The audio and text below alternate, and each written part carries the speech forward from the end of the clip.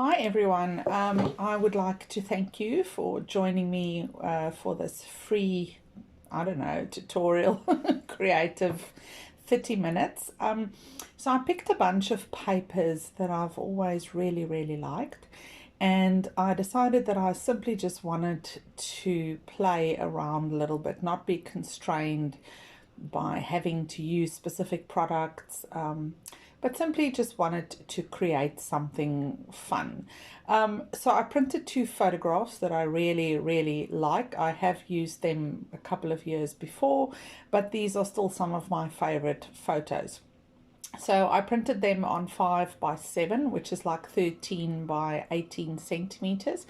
And I chose these Prima papers for my background. Now, I have used these papers before as well, and but in a very different way. So sometimes you can use the same papers, products, photographs over and over.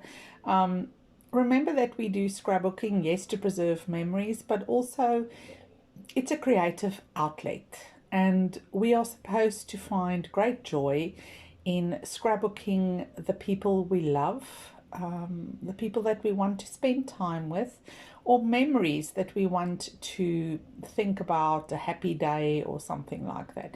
So this was a great day. It was during lockdown, I think, in 2020, and Marius and I with my parents. It was the first time we went somewhere after the restaurants had opened again. It was a wonderful day.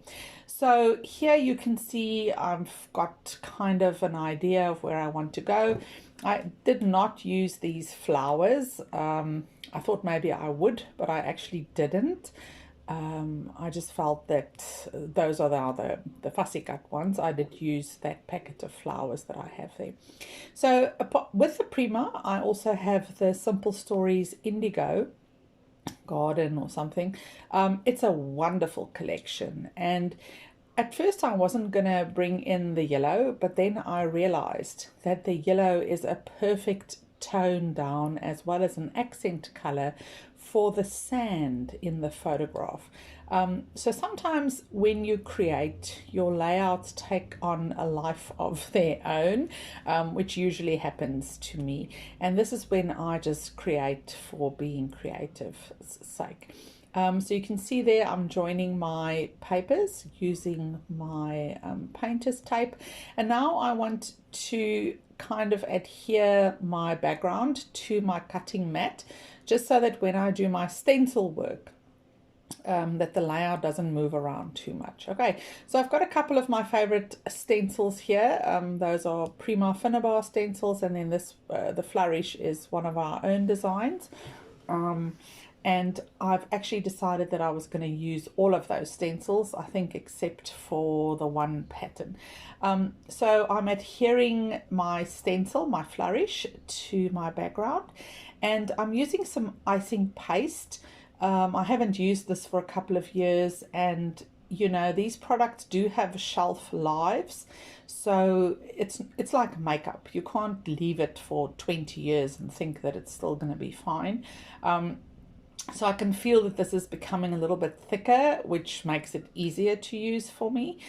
But I reckon that I would have to use this up soon. Otherwise, it's going to be rock hard next time. I did like the way that stencil came out, but then I got a little rough around the edges, and when I lift this one, you can see that it actually went underneath that one area of the stencil where it's very detailed. Now, things like this never bothers me because I just cover it up. But if you are someone who like your stencil work with pastes absolutely perfect, you need to be meticulous and you need to really take your time. So I like my Prima spatula, the silicone spatula, but you can use any spatula of your choice.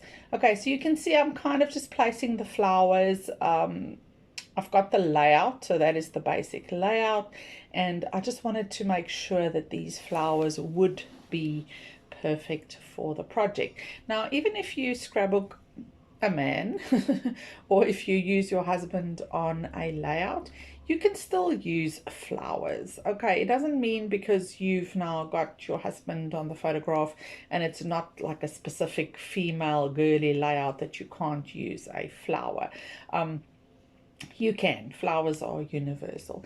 So I've also got some roots here. It used to be very, very, very popular a couple of years ago. And as I showed in the preview video, I've got some leftover die cuts here from a kit club. And I'm considering that I want to heat emboss those. I ended up not using that embossed piece.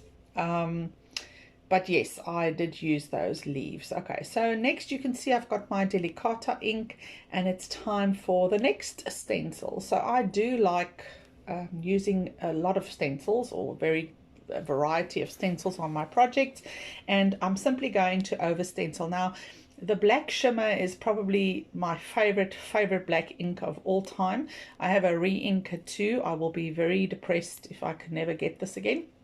So I have about 2 or 3 re-inkers for this pad, as well as a spare pad. But you can see how beautiful this ink is. It's not pitch black. It's got a fantastic shimmer. And you can see that I'm blending it so that it kind of fades out around that flourish. Okay, do need to leave it for a little while so that it can dry. And then with this stencil, I actually decided that I was going to use the green ink, I think, the avocado. It is also one of my favorite green inks. I haven't found another green that I like as much as this avocado. Now, I didn't want the green to be too overwhelming, so you can see me, I'm also using it over the black, so it was very, very light. But I just thought it would be lovely to have that green tone picked up there. So there you can see, and there's 3 stencils in one design. I can't see why we can't do that. Now I'm brushing off there because I actually did have some embossing powder. I was doing something. You can see those green leaves on the left there. They didn't make the layout in the end. I just had too many leafy things going. But this is the point where I decided that I wanted to bring in just a little bit of the yellow, because that flower to the right, where you can see the gold on the flower, that actually made me think, oh, you know, the yellow could be a very nice accent here. So I got this punch. A customer returned it because it had a slight crack, and I just fixed it, and I love this punch. Okay, so you cut your banner to 2.5 or 2 or 1.5 inches, I think, and then you just pop it in and it punches the perfect V. It really is a great border punch for banners. I don't know if we have any more in the shop. They were very expensive, but I did think that it was a good investment. You know, normally I just use my free hand to cut a banner, but I decided that I was going to use the punch. Okay, so you can see I'm bringing in some of these 3x3 elements, or yeah, I think those are 4x4s. I'm not 100% sure. I did cut them down, and now here comes the yellow. And you can see how it immediately lifts the layout. I'm still fiddling with those leaves there. That I actually stamped to those and then heat embossed them, but they really did not work well for this project. So I'll maybe add them to a different project.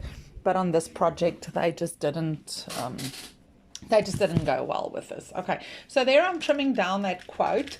It is actually a lovely quote. And I'm also putting those little yellow strips there that I cut off just to see how much yellow I can bring into the layout. At this stage, I removed the tape because it was driving me crazy that I couldn't move my layout.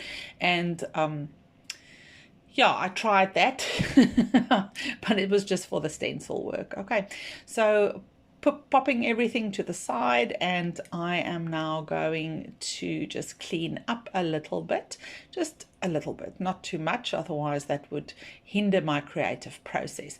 So I think I'm going to be doing some heat embossing now, getting out all those leaves. I ended up not using that gorgeous delicate one.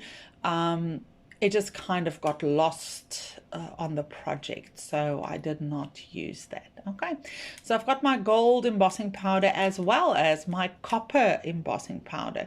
So these two mixed gives you the most amazing rose gold finish. The Tucaniko copper is by itself almost rose gold, but if you mix it with a normal gold, it's a beautiful, beautiful, beautiful finish. Okay, so I'm pressing my elements into my Versamark pad, and I'm just sprinkling it very lightly with the copper, because the copper is very overwhelming, and then I'm covering it completely with the gold. Okay, so I do know that I'm going to get a mix now once I put the powder back into my gold container. But that's fine for me because it's almost finished. So I need to buy a brand new gold one. And I thought, you know what, I can just as well have a little bit of rose gold at this stage. Melting the powder now, you can see how beautiful that melts. You can actually see the copper there in the center where I sprinkled it first. And then as we move along, I missed a little piece there when I pressed it into my Versamark pad. You can see that on that dainty leaf. And you guys, heat embossing was the first ever technique I did in 2007, and I will never ever forget the magic when that powder melted. I still, to this day, the magic is just wonderful. So it is absolutely my favorite technique. And yes, that is a brand new Versamark pad. I had my first one for almost 14 years, and I think I replaced that last year. So it's still looking very nice. There are all the elements. As you can see, it's really, really pretty. Now I'm going to be using the golden turmeric ink from Shilpi Artistry, and I'm just kind of giving it an once over onto the elements where I might have missed the heat embossing. You want to wipe it off because otherwise you'll get the yellow all over. Remember that this ink takes a while to dry. And then I saw this piece of paper. So I decided that I was going to use that floral cluster. I think it is a beautiful cluster. It has the yellow butterfly, it's got the dark green, and then it's got those beautiful white, whatever they were. I went through all the papers to see if there were some more butterflies that I could fussy cut, but alas, none of them. So I decided that I was just going to stick with this piece. I then ended up using some of those stripes as well because it actually fit very nicely onto the project. Now that little piece there, off camera, I quickly decided I just wanted to see what that would look like, but I ended up not using that. I actually ruined it completely later on by adding more ink and more colors to it. Now I was looking at that sheet with words, and I decided that I wanted to make my own title, not just happy or together or memories or whatever. So I chose happy together, and I decided that that would be my title. And I'm going to just heat emboss that. Now you can see here that I'm using the black ink, which is a heat embossable ink. There I'm actually using the VersaFine Clear because I wanted to see maybe some of the dark would shine through. Not that if you coat it 100% it would shine through, but I was hoping for kind of a different effect. Now you'll see when I melt it that the effect didn't work out exactly like I wanted, but it's not too bad. Okay, so I did do 2 layers for the title, and then I did get a little bit of the specks, but you will see that as I heat emboss. Now my VersaFine inks are a little bit dry, but they are heat embossable, so you can always use those if you don't have a clear embossing pad. Okay, and you can see how lovely that melts. But in the end, I decided to give it another coat just so that it is thicker and that it has a more beautiful, shiny finish. Okay, sometimes you have to do that, and it's all experimenting, depending on what kind of look you actually want. But yes, my inks at some stage need replacement. So, because remember, I use my inks a lot, so it's your inks will not last forever. But back to the trusted Versamark ink pad, and because it's nice and new, I know that I'm going to get a good adhesive coverage so that the embossing powder will sit properly. So I normally count to 5, but this time I didn't, because I just knew that it would have enough stickiness. And I left that together there while I actually melted the happy. Now you can immediately see the difference with the gold coverage, but when you go close in onto these embossed words, you can see the finest specks of that black and whatever that dark blue ink was. Okay, so I've assembled my project here.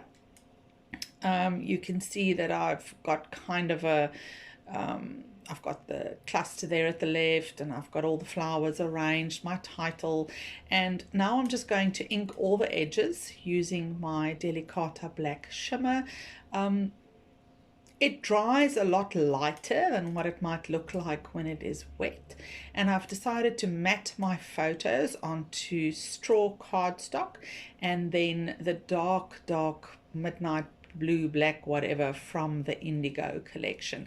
Now I'm adding Tombow to all my elements. I'm going to leave that to become repositionable just in case I want to move things around on my layout. As I always say in my classes, I do love Tombow. Okay, so there is my basic layout assembled. Now I'm considering where to place my elements as well as the banners. So I really wanted to use some of those banners that I punched, but they didn't all make it because of the way that I have put the layout together. Okay, so I'm simply adhering Tombow, and once again I am going to leave that to become repositionable, and you can see those banners. They are really my big headache. I can see that they're too long, there are too many of them, but I'm very hard-headed and I don't want to give up on the banners, but in the end that's what happened. So I had to give in, and I only added 3 of them, but I did cut a dark blue, midnight black, whatever one, and then I used some Nuvo drops and some liquid pearls to add centers to my banners. And I also used my liquid pearls and Nuvo drops to add dots to the rest of my project, because we don't use our products enough. Just remember that you need to leave these to dry absolutely thoroughly. If you are too much in a hurry, you will squish them. Okay, and that's the last thing you want to do. So you can see that I've added them randomly, and off camera I went to go and find like a dark blue one, but I didn't find one. But what I did find was midnight blue stickles, and I decided to make little dots there at the top of that photograph, and then I made a big dot but that actually I had to wipe that off. It was there just to the right of the page because my stickles got clogged. Okay, so then I decided that I needed some splats, so I am mixing my wild bilberry ink with my black Delicata. It gives a beautiful dark grey shimmer, and I just added some splats. Got a couple there on my photograph. But you know what, that's par for the course. Not the end of the world. Although I do understand that it could be, but yeah, I just dabbed that off. Sorry, that's my schnauzer wanting to go for a walk. And then I decided that I was going to stamp a sentiment onto my photograph, and I actually just used I have to use StazOn for that, so I inked it up really nicely. She really wants to go walk, and I had to ink that up 2 or 3 times because I waited too long, and there you can see that's much better. Okay, so I always recommend that you use either Brilliance or StazOn when you stamp onto a photograph. If you use Brilliance, you just need to wait for it to dry properly. So I'm making a bow using some gold seam binding. I've had this piece lying around for forever, and it finally found a home now. So I just popped it in right there, and I'm also going to use one of the charms that I've had lying around for forever. And I'm not big on charms, but I like that little, whatever that is. I think it's a bee or a butterfly bee or something like that. And of course now I need to add the roots. I was going to open up a new jar of gel medium, but then I found my Couture Creations art glue, and that has a very, very fine tip applicator, which for some reason just doesn't want to get clogged. So I am very impressed with that glue and the fine tip applicator. I have to tell you, it's probably, apart from Tombow, one of the best adhesives I have ever used. So I'm simply applying some of the adhesive here and there, and then I'm pressing my roots in, and that will dry. Okay, so you don't have to be impatient. You can just press it down and go do something else, go watch some TV or have some tea or go to bed. And then tomorrow it would have dried crystal clear and your roots will sit. So you can see how I'm adding those here and there, and I'm going to press that butterfly bug or whatever it is, that charm down there. And now I want to add some micro beads. So I've got a mixture that I made up using a couple of different ones.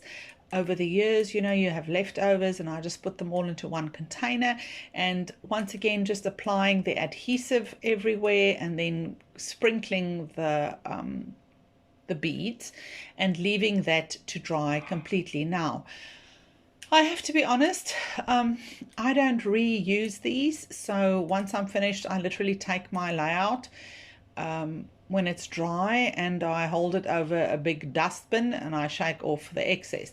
In the old days I used to tap it onto my cutting mat, and then I would try and salvage all of them. That just drives me crazy because it's everywhere, because I'm not neat enough. So I don't even know how to wipe a table properly, except if it's completely clean, then I can scrub it. But to move around things, that's just not for me. Okay, you can see I'm putting the pin back into that adhesive and wiping off the excess, and there we go. That's been drying now for some time. Please don't think that that is 10 minutes later. That's probably about 2 hours later, and I'm just taking a nice big brush and brushing off all the excess micro beads. Now I want to add some sentiments, and these are the Craft O'Clock chipboard sentiments. They're also left over from Kit Club, and they are lovely. So you can really just use these words everywhere. I ink the edges and then I just apply Tombow. Of course you can leave the Tombow to dry so that it's repositionable. But if you kind of know where you want to put them, you can just adhere them and they will of course stay there. Also adds some dimension to the project. Some of the words are a bit soppy, or some of the phrases, but I find that you can always just not use the ones that you don't like, or you can cut words out from them. Okay, so we sometimes tend to think that 100% of everything should suit us. Over the years, I have learned that that is not the way life works. We need to take what we take and we need to just discard the rest. And there's my layout. I hope you guys enjoyed this impromptu creativity. Thank you so much for your support, and I hope to see you in one of our classes. And yeah, just have fun. Thanks, guys.